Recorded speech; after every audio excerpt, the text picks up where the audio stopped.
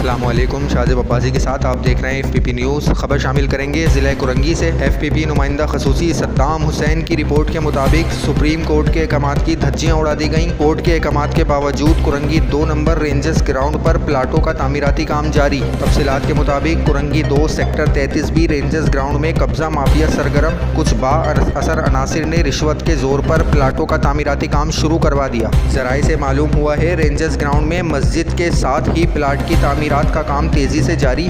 متعلقہ ادارے بطور رشوت اپنا حصہ لے جا چکے ہیں اور تعمیرات کا کام مکمل کرنے کے لیے قبضہ مافیا کو ہفتہ اور اتوار 2 دن کا ٹاسک دے دیا۔ FPP ذرائع نے معاملے کا جائزہ کرتے ہوئے ویڈیوز اور تصاویر حاصل کر لی، لہٰذا DC کرنگی و دیگر متعلقہ اعلیٰ افسران فوری عمل درآمد کرتے ہوئے معاملے کا جائزہ لیں اور اسے روکنے کے احکامات صادر کریں۔ ذرائع رپورٹ صدام حسین، کیمرہ مین حسن راجپوت۔ مزید تفصیلات جاننے کے لیے دیکھتے رہیے FPP نیوز۔